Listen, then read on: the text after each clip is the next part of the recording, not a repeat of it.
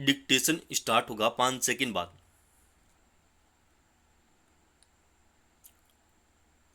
Start.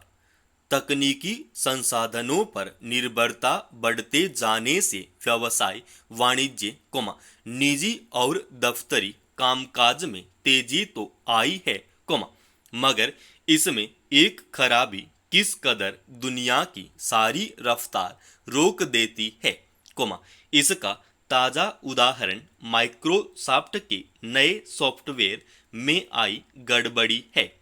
विराम। Microsoft के server में गड़बड़ी आने से दुनिया भर के दफ्तरों में कामकाज लगभग ठप हो गया, रफ्तार थम गई। विराम। विभिन्न देशों में 1400 से ऊपर हवाई सेवाएं रद्द करनी पड़ी और हजारों हवाई जहाज देरी से उड़ पाए। विराम। टेलीविजन प्रसारण, बैंक सेवाओं, शेयर बाजार के कामकाज बुरी तरह प्रभावित हुए। विराम।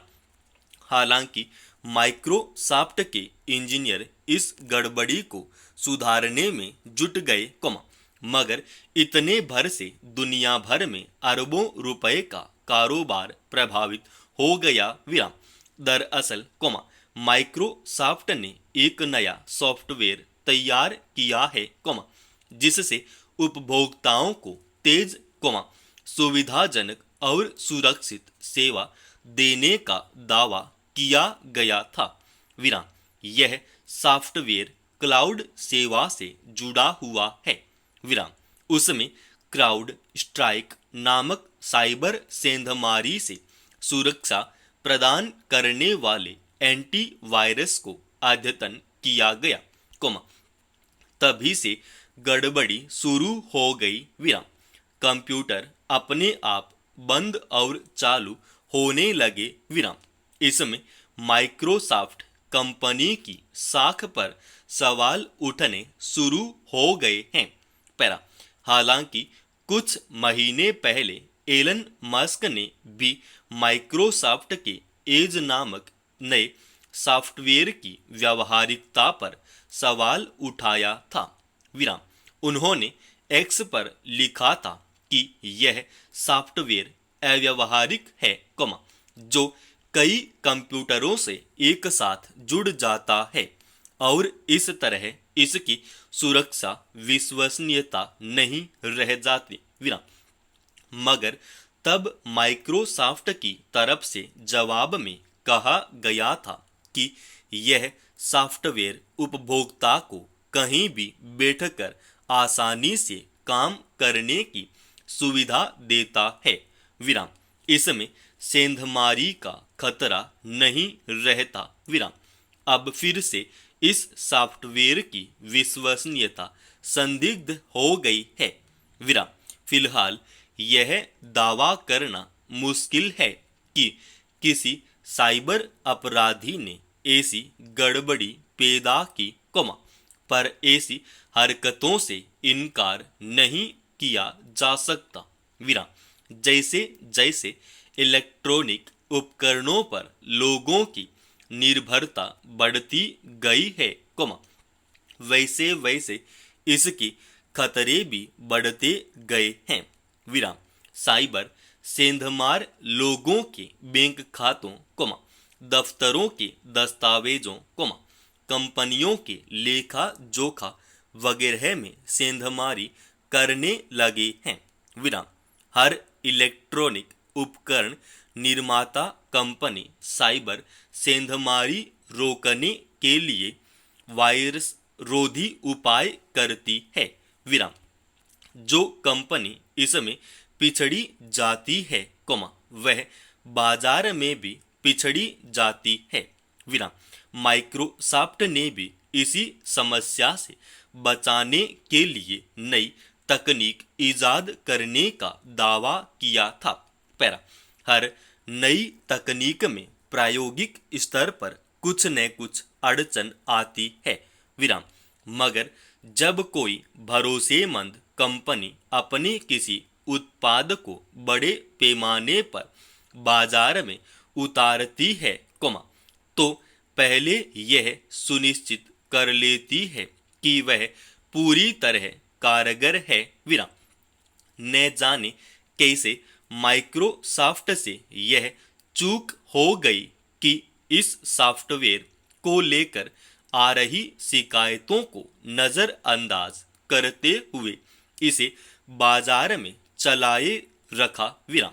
माइक्रोसॉफ्ट एज नामक तकनीक उपयोगी और सुविधाजनक हो सकती है, मगर पूरी तरह भरोसेमंद बन जाने से पहले उसे बाजार में इतने बड़े पैमाने पर नहीं वितरित किया जाना चाहिए था। विराम।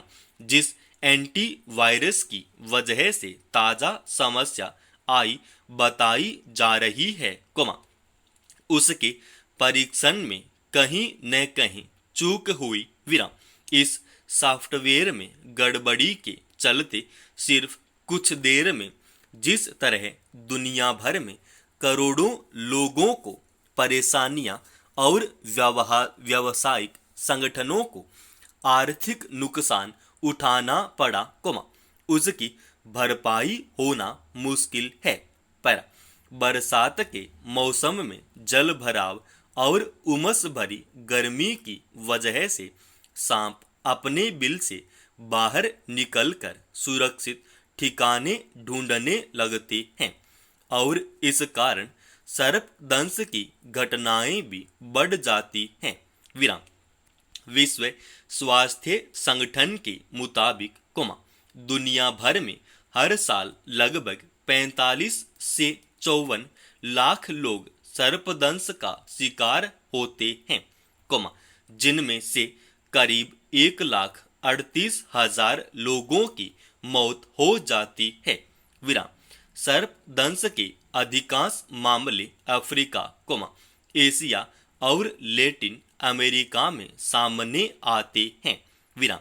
केंद्रीय स्वास्थ्य एवं परिवार कल्याण मंत्रालय के आंकड़ों से पता चलता है कि भारत में सालाना 30 से 40 लाख सर्पदंश की घटनाएं होती हैं, जिनमें से करीब 50,000 लोगों की मौत हो जाती है। विराम। विशेषज्ञों के मुताबिक, भारत में पाए जाने वाले 70% सांप या तो जहरीले नहीं होते हैं, या फिर उनका विष मनुष्य के शरीर को गंभीर नुकसान नहीं पहुंचाता है। विराम। इसके बावजूद विश्व स्वास्थ्य संगठन का दावा है कि सर्पदंश से वैश्विक स्तर पर हर वर्ष होने वाली मौतों में से करीब 40% भारत में होती है। जाहिर है कि भारत में सामाजिक और सरकारी स्तर पर जागरूकता का अभाव और व्यवस्थागत खामियां व्याप्त हैं। विराम। खासकर ग्रामीण इलाकों में आज भी सर्पदंश से पीड़ित को तत्काल अस्पताल ले जाने के बजाय झाड़ फूंक के लिए ओझा के पास ले जाने की घटनाएं आम हैं। विराम। बाद में जब पीड़ित को अस्पताल ले जाया जाता है, तब तक इलाज में देरी हो जाती है। विराम। यह भी देखा गया है कि सर्पदंश के बाद पीड़ित व्यक्ति बहुत ज्यादा घबरा जाता है और कई बार हृदयाघात से उसकी मौत हो जाती है। विराम।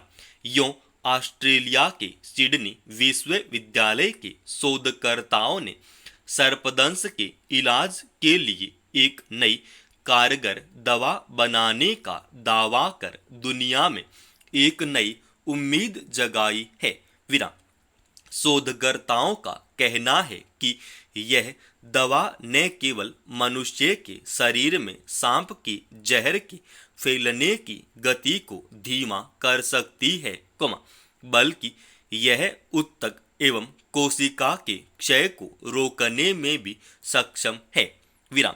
मगर अपने देश के सरकारी अस्पतालों में सर्प विष रोधी दवा की कमी से संबंधित खबरें अक्सर आती रहती हैं।